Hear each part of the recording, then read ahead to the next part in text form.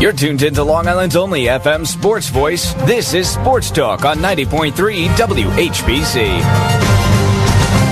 Alrighty, sports fans, coming at you 100% commercial free every Thursday evening from 9 p.m. to 11 p.m. right here on 90.3 FM. I said FM, never did it before. 90.3 WHPC, WHPC HD, Garden City, New York. This little radio program around here we call Sports Talk. That is even better than last week. Last week was the best cheering we'd ever had to start a show, so that is pretty awesome. And we had host of Thunder Road, Miss Kim Tracy, joining us right there, so that makes it even more. That gives it the old... the one that was supposed to be my wife for some reason. She should have been. It's all your fault! The one Usually that got away. I'm still trying to figure out what. You know what? In the next life, maybe. She's missing something. I'm missing something. Maybe he's missing. Oh! That too. It's a two-way street. Yes. It doesn't go bi-directionally. No. Anyway, this is Sports Talk every Thursday evening, 9 p.m. to 11 p.m. Chris Muldoon here, joined by Cameron Bonagura. Yes. Right there hello. with his Rangers hockey shirt, Yes. but they're not relevant anymore. Yeah, it's your they're not Yankees. relevant. It's your Yankees. Yeah. Another Yankee fan here, Mr. Nick Ornberger. Oh, hello. How are we doing? Chad Green blows this thing in the 7th. I'm so upset. With the great kazoo thing going on as well, with that, which only old people will get, but it's very funny. I don't know. I know it. Okay. Old people like Kim doing it. Kim and I are the same age. She looks 20, but we're the same age. Right. Yeah, he's the guy that fact- floated around Fred Flintstone, right? Yeah, I know the guy. We don't have to be that old. Right. And well, he's kind of old too. He's got gray hair. How you doing there, dum-dum? Oh, my God. That's fantastic. That is fantastic. Who that is? Oh, there's no way Cameron knows who that is. All Your right, parents will know that, but they're no. When you go home, Yeah, I don't know. YouTube the great kazoo. He was the original Is it Stewie. Gazoo? In a sense. Kazoo, yeah. He was the original Stewie. Yeah. And Nick just nailed an imitation of him. So that's fantastic. I'm good for these things. Very We were nice. trying Very to nice. figure it out. Not much else. Mark Tchaikovsky is on assignment, and it's the start of the 7th night of Passover. Is this in Pesach to the two of you, by the way? Yes, Pesach. So, Marked by a matzah. and then He's heading a Seder somewhere. and then we have Tritz will be here in hour 2. So lots of stuff to talk about in the world of sports. Steve Dassa, what say you? How is how's the world of sock hop treating you? Sock hopping. Sock hop. You can hear Steve Thursdays 7 to 9, and also Sundays 5 to 7. Right? Yes. And I will be here this Sunday, believe it or not. Sometimes, Live. I was going to say, only sometimes on Sunday. And when I'm not here, most of the time it's Joe Lane. But now you can feel free to talk into that mic if you want, or move it over No, to that's you. all right. You kind Off the mic. your voice, his voice can be heard no matter what. I've been on the mic for 2 hours already. That's right. Well, that's why I see the Michael K. show. He does his radio show for how many hours in the afternoon, and then he switches right over. He's doing the Yankee game. Yeah. Give a little, A, It's exhausting. A, let someone else make some money, and B, give your voice a rest, right? But I guess not. So, all right, Steve Dassa, we will listen to you Sunday 5 to 7, and we'll call in with our requests. Yes, we will. We will. All right, take The care. host with the most. Bye-bye, John. Nice. Well, it's not just a lollipop. So, all right. There goes Steve Dassa. And like I said, Mark Tchaikovsky on assignment, and Tristan will be here in the second half. So, as I am outnumbered by Yankee fans here, we ought to talk. So, you were giving an update on Chad Green when last we spoke? 6 hits in the 7th inning, I believe, and or the 6th inning, excuse me. And yeah, they just blew the doors open. Yeah, I think, where are we at right now? I think it's 5-2 still, Cam, right? Yep. Yeah, so I mean, a great start on Masahiro Tanaka. I think he has 7 strikeouts. Went 6 1/3. He looked really strong again. Actually, this week he's Matza Heroes. Matza Heroes. I like that. He looked very good, though, watching. And Sanchez looked like he was calling a good game, too, because I was in a restaurant and I was watching the game, and he was calling for low and away, and Sanchez would get really low, and he would tap the glove down. I'm like, all right, someone's teaching Sanchez. Sanchez is getting a lot better back there. People are going to... I really think this is the year where people just stop talking about, can't clog up the DH. We're going to need it for Sanchez. No, I mean, he's learning. learning. He's learning, and he's gonna be fine. And his number one critic used to be his boss, the manager, right? So as Girardi's gone, so he doesn't have to worry about that. There you go. So Aaron Boone's father was a very good catcher in his own right, for a long time catcher. But so at least he knows. Let's. Senja's made a hell of a play at the plate, though. That's the one in the first inning or second inning, whatever it was. I think from a throw from Didi, just stuck with it, and they had to review it. Who's playing third base in this game? It's not Drury tonight, right? No. Oh, Andujar. It's Andujar. Oh my goodness! On that play, he was horrible. He just olayed a ground ball at third base, and it went into the corner. This is why I said don't rush him up and call him up. Yeah. At the beginning of the season. He didn't. But unfortunately, injuries happened. He went backhand. He didn't bend his knees. And went to the corner. And luckily, there was a good relay play that happened. And because of replay, you have the. He was originally ruled safe, and it looked like he was safe, and he really was safe. But when you do replay, you see a hand come up. So all of a sudden, it's like, whoa, his hand's up, but for a home plate, you have to, once you touch the plate once, you're in. As opposed to a base, still in second or third, your hand comes up, you can be tagged, you're out. But it was a great play all around, except the Buster Posey rule's in effect. So the catcher can't block the plate, and the runner can't barrel him over. So you never see what happens there. But it is weird seeing Buck Showalter in the opposing dugout and realize this man last managed the Yankees in 1995. Isn't that wild? They've had they've had three managers since him, and which is an even crazier stat. Yankee tradition is weird because they've only had that many, but usually it'd be like 8 managers since. But that is just so. And there he is. And he's not been with the Orioles. I mean, it used to be that whatever team he managed won the World Series the very next year, be it the Yankees or the Diamondbacks, right? He leaves for the Yankees 95, 96, Torrey comes in and wins it.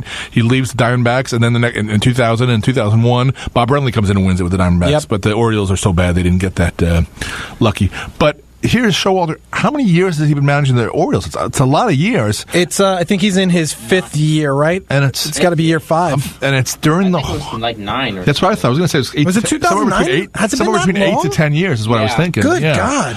And here's a guy who hasn't won anything, and they've been they're in the same time period as the Yankees and the Red Sox in his division, who have won. And I'm just likening it to the Blue Jays, who are in that division as well. But they fired managers. They haven't kept the same guys. But for whatever reason, Peter Angelos and his sons like Showalter or whatever, and the Orioles are either they don't have the pitching, and they have the hitting, or they don't have the hitting and they have the pitching. But I mean, they put together a really strong year for him in 2014. Manager of the year, I think he was that year.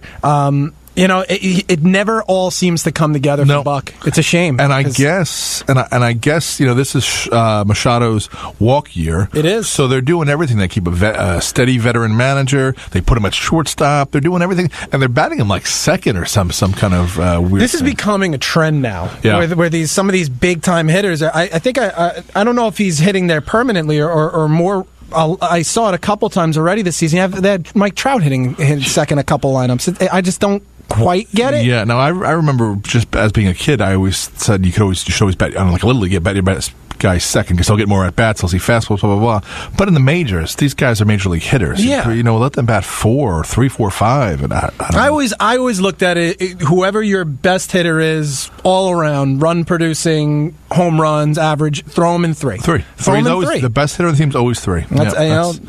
I don't. And now it's gone even more bizarre because you see Judge Stanton, Didi at 2, 3, then Sanchez. So it's like what doesn't fit there? Well, the guy who's batting fourth is Didi, who just had 8 RBI on opening day. Yeah. So but that just doesn't fit there because I would love to see the murderer's row right there of the 3 of them back to back to back. But it's this lefty split thing that they hate doing. And don't kid yourself. If Greg Bird was what we all thought he was going to be, that spot would be his right now. But it's not. And welcome to New York, Giancarlo Stanton, because you're talking about he sees Judge and Didi and have great days or whatever, and then did he get the golden sombrero? He was 0 for 5 5 Ks, right? He got worse than that. Golden sombrero, I think, is 4. I don't know what you call 5. And he got, I think it's the golden bagel. He got booed in the 8th inning, and it's like, well, that's what's going to happen to you. And the next day, he hits a home run his first at bat, right? So it's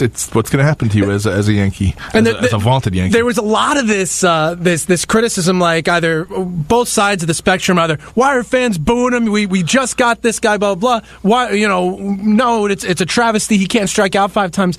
By the way.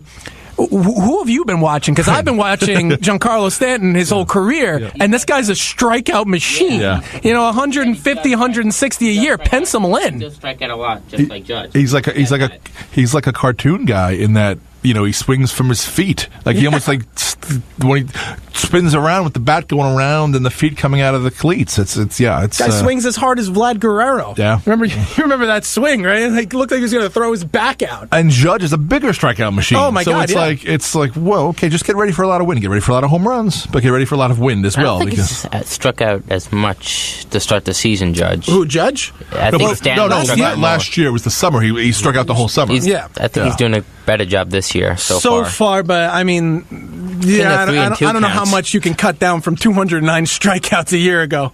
I don't know if you're going to see that different a hitter at the plate. I don't want to. If he's going to hit 51 home runs, strike out all you want. Well, that's new baseball, right? Yeah. You could strike out 200 times a season as long as you're hitting and getting on base. You're doing your job. So, and this new launch philosophy and the launch angle where you're swinging up on the ball, which apparently Ted Williams did. So it's not like it's a new kind of concept, but they're just swinging up on the ball and the launch angle and all of that. 516-572-7440. 516-572-7440. That is the number to call if you'd like to make your opinions, thoughts, and voice known at 516-572-7440. This is Sports Talk on 90.3 WHPC, WHPC HD. We're here every Thursday evening, 9 p.m. to 11 p.m. We'd love to know what's on your mind. He's Nick, he's Cameron, I'm Chris, and we're here talking commercially free for another hour and 48 minutes, another 108 minutes, if you will. Don't forget. We did it. Yep, that's what we're going to be. We'll be here. So then we'll be followed by FM Punk with Riley. So 516-572-7440. It's April 5th. There's been about 5 or 6 baseball games played, and it's still 40 degrees. And maybe now it's like 38 degrees for what I know, because I think it was 39 when I got in the car. But is terrible weather. Terrible weather. Great idea starting the season March 20. What was it? March 27th they started this year. Like, what are you doing? And the Yankees got snowed out for their home opener, and that was a lot of snow. That was the Bronx got a significant amount of snow, and you saw it there, and it was like that was a lot of. And even the next day was iffy too.